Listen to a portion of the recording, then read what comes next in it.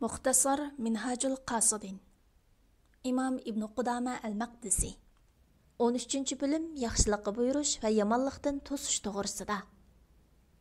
Yaxşılıqqa buyuruş və yamanlıqdan tosuş, əmr bil ma'ruf və nəhi an munkar dinning ən çoğ asası. Şundaqla Allah Taala peyğəmbərlərini qilishqa buyurğan muhim işdir. Əgər yaxşılıqqa buyuruş və yamanlıqdan tosuş tərk etilsə, din ast-asta yo'qoladi və buzuqçuluq yeyilib, el-yurtlar xarab bo'ladi. Allah Taala sizlarning aranglarda xayrlik ishlarga da'vat qiladigan, yaxshi ishlarga buyurib, yomon ishlardan mani qiladigan bir jamoa bo'lsin. Ana shular maqsadiga erishguchilardir, deydi.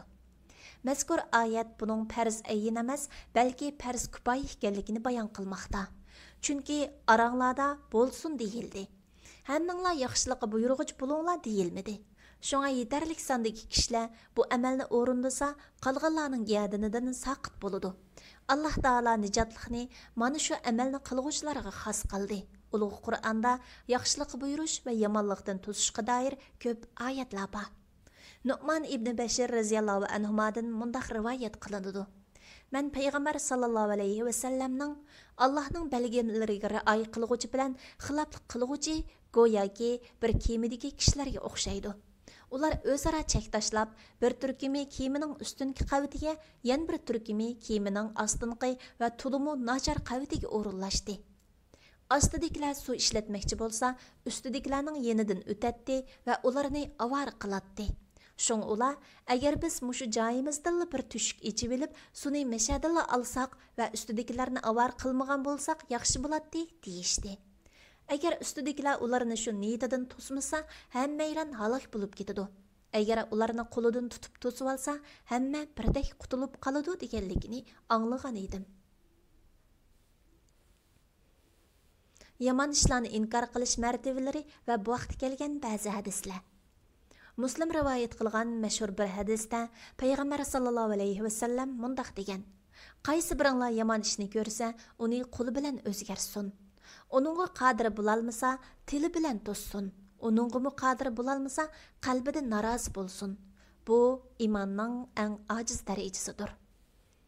Boshqa bir hadisda mundaq keladi: "Jihadning afzali zolim podshohning oldida haq gapni qilishdir." Yana bir hadisda mundaq keladi: "Ümmitimni zalimga sen zalim deyishdan qo'rqqan holatni ko'rsang, ularning tuzilishidan umid uzgin." Abu Bakr Siddiq radhiyallohu anhu munbar ustida turib Allah Taolaga hamd sana o'qidi andin: "Ey xaloyiq, haqiqatan sizlar, ey mu'minlar, o'zinglarni gunohdan saqlanglar. Sizlar to'g'ri yo'lda bo'lsanglar, boshqalarning adashqini sizlarga ziyon yetkazolmaydi" degan bu oyatni o'qiysizlar.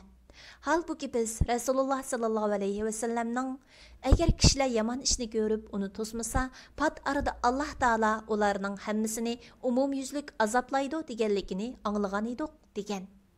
Payg'ambar sallallohu alayhi va sallam yana mundaq degan: "Ya yaxshilikqa buyurib, yomonlikdan to'saysizlar, yoki bo'lmasa Allah Taala sizlarning yomonlaringlarni yaxshilaringlarga hukmron qiladi-da, sizlarning yaxshilaringlar duo qiladi, ammo ularning duosi ijobat qilinmaydi."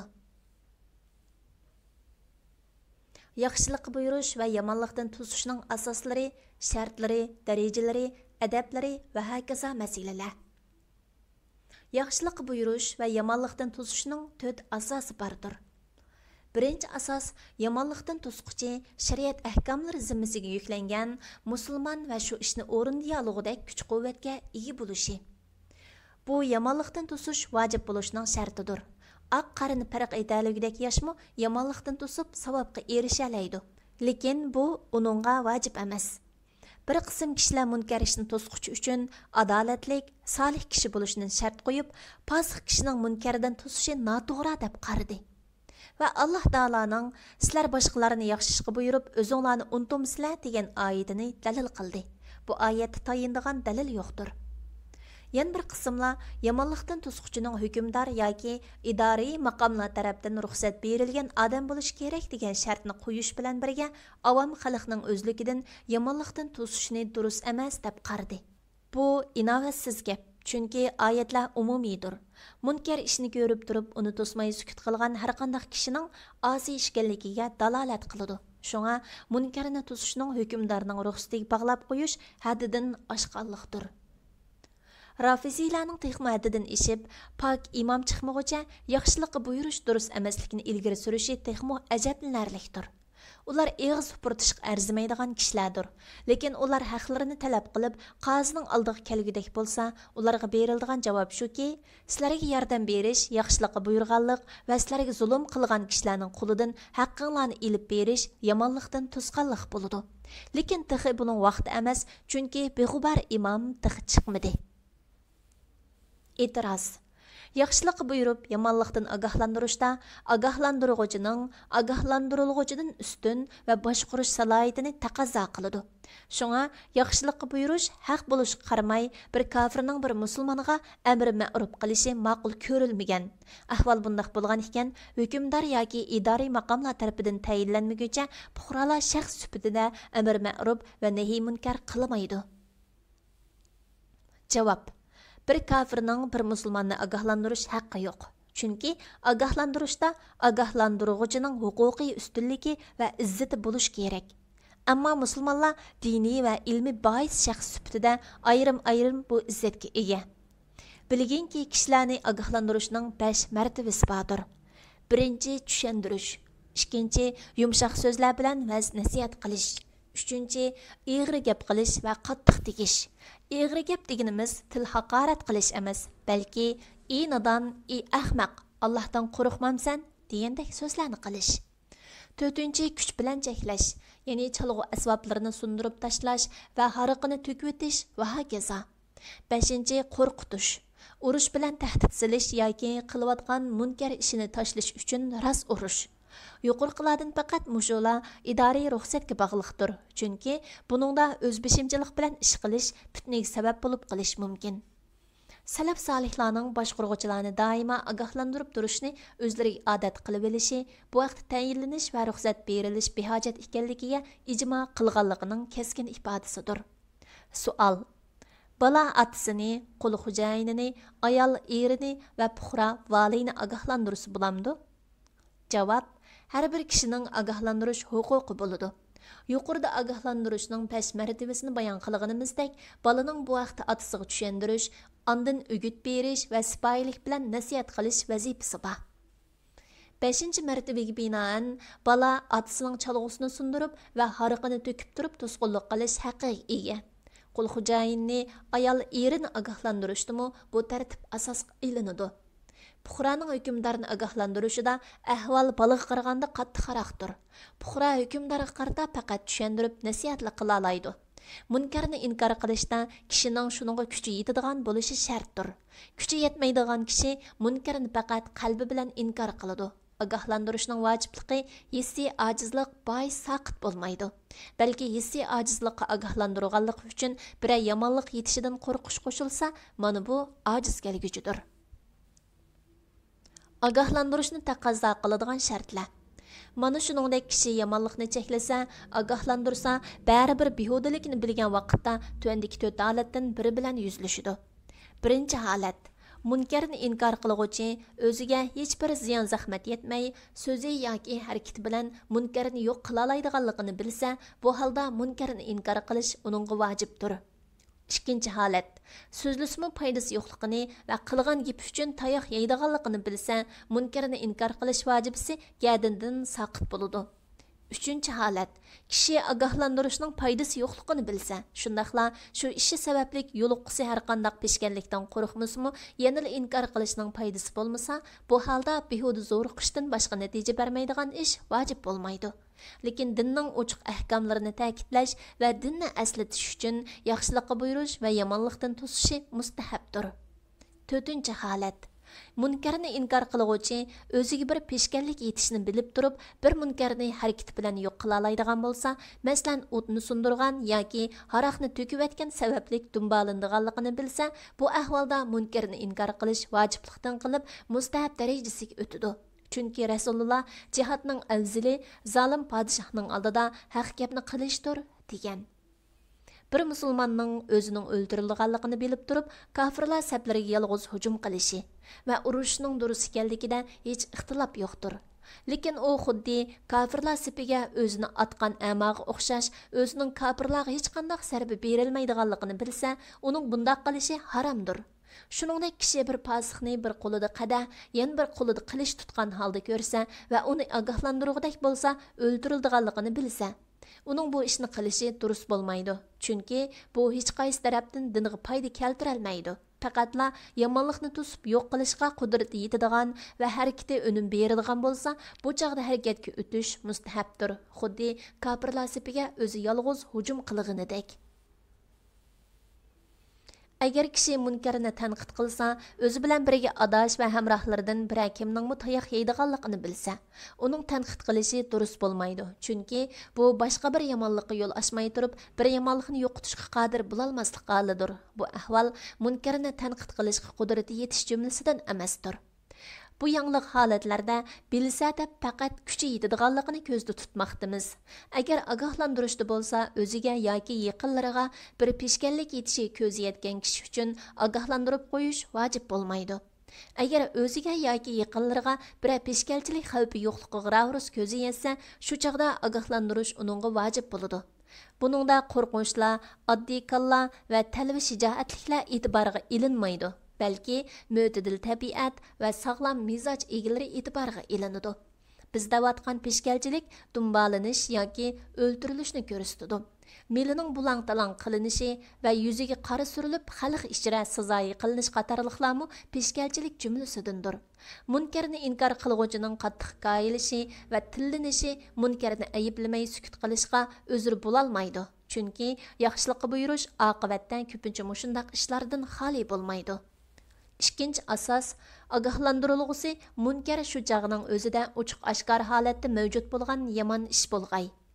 Munkar yomonlik shar'an qilish cheklangan ish deganlikdir.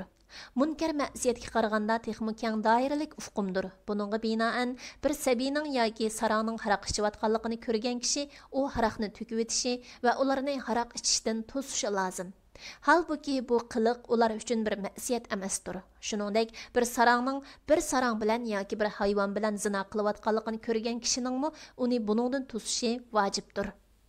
Shu chaqning o'zida mavjud bo'lgan yomon ish bo'lg'ay degan so'zimiz haraq ichishdan allaqachon to'xtab bo'lgan yoki shuningga o'xshagan qilinib bo'lgan ishlarni bu doiradan chiqarib o'tadi. Chunki qilinib bo'lgan jinoyatlarga qarata chora tadbir ko'rish va jazolash shaxslarning qo'lidagi ish emas.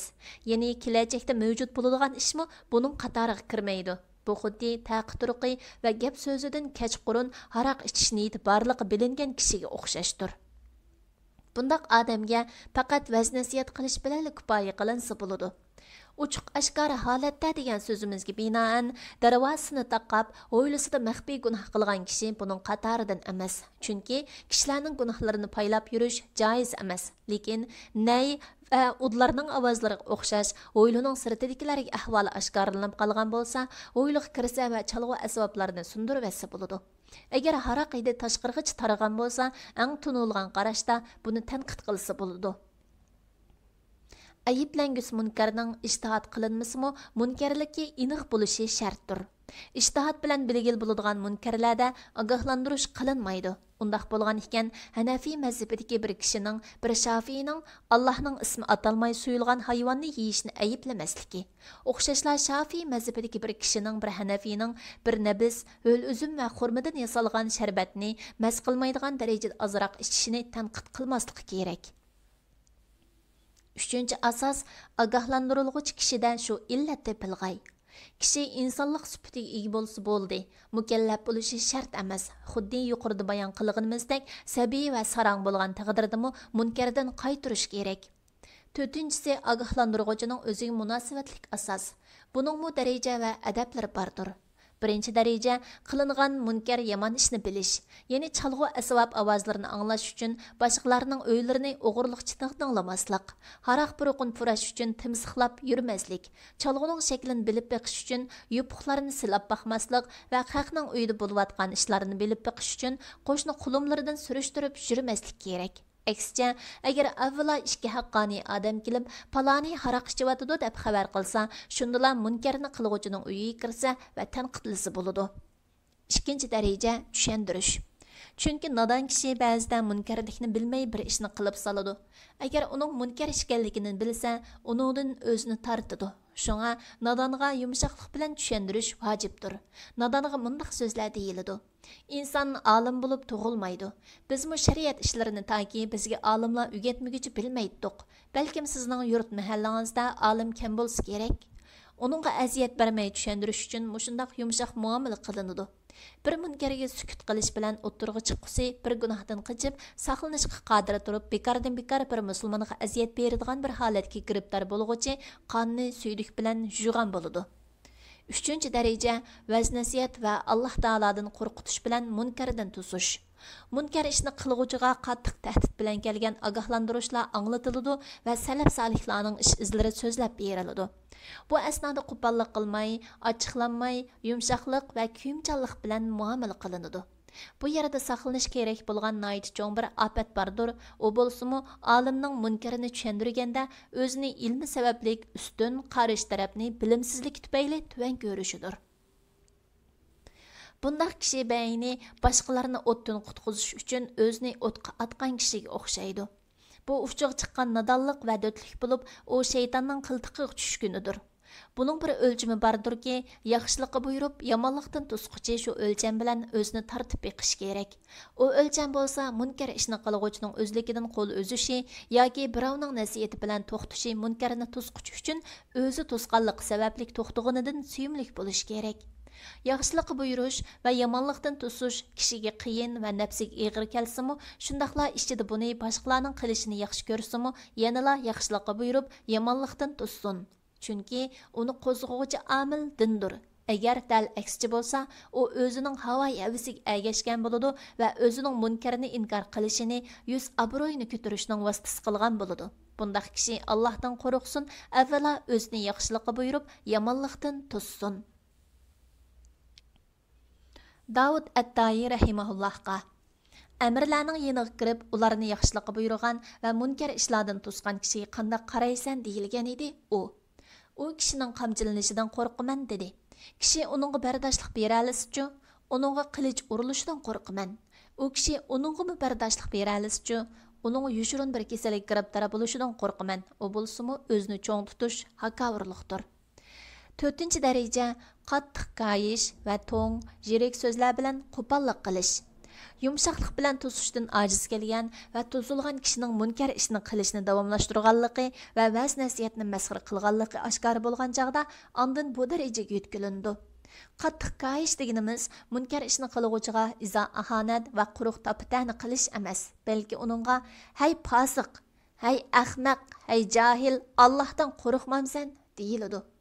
Allah Taala İbrahim alayhissalomdan hikoya qilib mundaq degan: "Sizlarga va Allohni qo'yib, sizlar cho'qinayotgan butlarga tufi. Sizlar tushunmamsizlar?"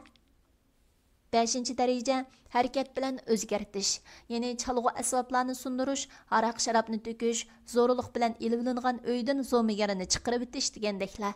Bu darajada ikki adab bordir. Birinchi, inkor qilg'uvchi munkar ishni qilg'uvchini bir buyruq bilan voz kechiral go'zallikda kuchga ega bo'lsa, atayin harakatga o'tmasligi kerak. Ya'ni inkor qilg'uvchi zo'rlik bilan egallab olingan zamindan egallab olg'uvchini bir buyruq bilan chiqarib o'talgan taqdirda, ya'ni qo'l silib qarish tarafni so'rab ishtirishga bo'lmaydi. Ikkinchi, chalg'u asboblarni qayta chalg'il bo'lmoqdek darajada sundirib tashlash. Uningdan oshirib etmaslik, may sharoblarni to'kkanda imkon qadar kuplarni sundirib etishdan saqlanish kerak. Agar haroq kupini tosh va shu qator narsalar bilan urib chaqmay, haroqni to'kkil bo'lmasa, sundirisi bo'ladi. Ko'p yoki qimmati to'lanmaydi. Agar to'kilgi haroqni birov qo'li bilan yetib olgan bo'lsa, to'kish uchun uning ikki qo'li urisi bo'ladi. Agar haroq shishasining og'zi kichik, to'kish qulaysiz, uzun vaqt ketadigan va to'kib bo'lguncha pasixlar kishini tepib olishi xavfi bo'lsa, shishini sundirib etsa bo'ladi. Chunki bu o'zridir. Shuningdek, agar shish tufayli haroq to'kish ko'p vaqt oladigan va kishini ishlaridan to'sib qo'yadigan bo'lsa, pasixdan ehtiyot qilmagan taqdirdami shishini chiqib etsa bo'ladi. Agar tahdid silib turib haroq shishisini sundirish, shuningdek zo'rlik bilan egallab olgan zamindan egallab olg'uvchini chiqarishda hayva qilib turib so'rab chiqarish durust bo'lmamdi deyilsa, javobimiz bundaq qilish valiylarga durustdir. Uningda ishtihat yo'li maxfiy bo'lganligi uchun yakki puhraning undaq qilishi durust emas. 6 daraja bu ishingni tashla, bo'lmasa mundaq qilaman deyish, tahdid silish va qo'rqitishdir. Mumkin bo'lsa, buni urushmay turib amaliylashtirish kerak. Buningda diqqat qilishga tegishli bo'lsa, qilish durust bo'lmaydigan ishlar bilan tahdid solmaslik, masalan, uy vaqoni qurug'dab qo'yman, ayolingni cho'ri qilman degandek. Chunki munkarni inkor qilguvchi bundaq gapni maqsadlik degan bo'lsa, bu haromdir. Agar maqsadsiz degan bo'lsa, yolg'onchilikdir. 7 daraja munkar ishni qilguvchini qurol tanlash darajasiga barmay, qo'l yoki putlar bilan urush tepish. Bumi zururiyat va hojat miqdori ko'payilish sharti bilan avam xalqqa ruxsatdir. Munkar ishdan yaltayganda to'xtash lozim. 8 daraja o'zi yolg'iz munkarga qarshi chiqishga qodir bo'lolmasa, sura hayva qiladigan yordamchilarni chaqirish, darvaqa ba'zida posiqmu yordamchilarini chaqirib, ish to'plashib urushga aylanishi mumkin. Bu ahvolda rasmiy o'rinlarning ruxsatini olish kerak degan qarash to'g'ridir. Chunki bu holatda ruxsatsiz ish qilish fitna va buzg'unchilikning qo'zg'ilishiga bahona bo'ladi. Ba'zilar buningda rasmiy ruxsat shart emas deb qaraydi. Yaxshilikqa buyuruvchi va yomonlikdan to'squchining sifatlari. Yuqorida yaxshilikqa buyurib, yomonlikdan to'squchining adablarini tafsiliy bayon qildik. Yig'inchoqlab aytganda, yaxshilikqa buyurib, yomonlikdan to'squchida bo'lishga tegishli sifatlar 3 dir.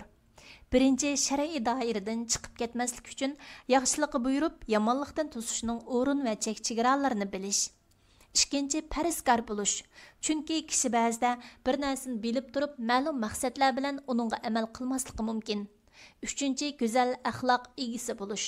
Haqiqatan güzel axloq insonning o'zini tizginlashdagi muhim omillardan biridir. Kishining tabiatida güzel axloq bo'lmasa, g'azab qo'zg'alganda o'zini besib olishda farzkorlik va ilm kifoya qilmaydi. Salaf solihlardan biri mundaq degan: o'zi buyurgan va cheklagan ishlarda yumshoq so'z qildigan, sabrjon va faqih kishilar yaxshilikqa buyurib, yomonlikdan to'sidi. Yaxshilik buyurib, yomonlikdan to'squchining adablaridan biri kishilar bilan oz aloqa qilish va xushomadgo'ylikni yo'qotish uchun tamaxo'rlikni tashlash. Hikoya qilindiki, salaf solihlardan birining bir mushki bo'lib, u mushki uchun qassob qo'shnisidan har kuni baz oldi ekan. Bir kuni u qassobning bir bo'lmug'ur qiliqini ko'rib qopdi-da, darhol uyiga kirib mushkini uydan qo'g'lib o'tibdi. Ondan qassobning yeniga kelib, uning hilqi qiliqini ayblabdi.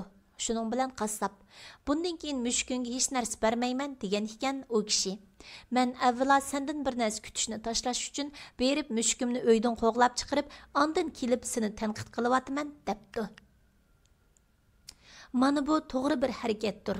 Chunki munkarni ayiblaguchi boshqalardan buni ikki turli ta'ma ehtimolni kesib tashlamaguncha xalqni munkardan qaytarishga qodir bo'la olmaydi. Birinchi, boshqalardan yaxshilik ta'ma qilishni tashlash. Başqalarının özüdən razı bo'lib qolmay maqtishni mutama qilishni tashlash. Yaxshilikqa buyurish va yomonlikdan to'sishda yumshoq so'z qilish farzdir. Alloh taolo Musa va Harun alayhisalomni Fir'avnga yumshoq so'z qilishga amr qilgan. Uningga yumshoq so'z qilinglar. U vaz nasihatni qabul qilishi yoki haddidan oshqanlikning oqibatidan qo'rqishi mumkin. Rivoyat qilindiki, Abu Darda roziyallohu anhu bir kishining yenidan o'tdi. U bir gunoh o'tkazib qo'ygan kishi bo'lib, kishilar uni tillayotdi. Abu Darda: "Aytinglarchi, agar bu odamni bir quduqning ichida ko'rsanglar, uni quduqdan chiqarib olmamdinglar?" degan edi. Ular: "Albatta chiqarib olatdik" dedi. "Undaqda qarindishinglarni tillamanglar. Sizlarni gunohdan saqlagan Alloh taologa hamd sano aytinglar. Uningga g'azablanmamsan? Faqat uning amaliy g'azablanaman. U qilgan gunoh amalini tashlasa, u yanala mening qarindishimdir." Bir yigit takabburlik qilib kiyimi bilan yer supurib mangdi. Sizlar ibn Ashyamning yarallari uningga qattiq kayib ahonat qilmoqchi bo'lishgan edi. Sizlar ibn Ashyam: "Uni menga qo'yinglar. Uning qilgan u ishiga o'zim kifoya qilman" dedi. Ondan: "Ey qarindishimning o'g'li, mening sendan bir talabim bor edi" dedi. Yigit: "Nima talab?" dedi. "Tambilingni yuqoriga tortgan bo'lsang, suyungan bo'latdim." "Ma'qul, Alloh sening ko'zingni suyundirsin." Shunday qilib u yigit tambilini yuqoriga tortib oldi. Ondan sizlar yaralariga: "Bu sizlar qilmoqchi bo'lgan til ahonatdan afzaldir. Chunki sizlar uni tillagan va aziyat bergan bo'lsanglar, u mu albatta sizlarni tillagan bo'ladi" dedi. Hasan rahimahulloh bir to'yga chaqirildi. To'yda uning oldiga kumush qachida halva keltirildi. Hasan qochini qo'liga ilib, halvani non ustiga to'kdi va yedi. Şunun bilan bir adam, mana bu ün-tinsiz yomonlikdan tusish bo'ldi, dedi. Muxtasar Minhajul Qasidin. İmam İbn Qudama al-Maqdisi. Pilalg'uchi doktor Abdulaziz Rahmatullah. Tarjim qilg'uchi Abdullah Abdulmajid. Nashr qilg'uchi Sajiya Islom Tadqiqot Markazi. Muharriri doktor Abdulaziz Rahmatullah A9 Og'uz.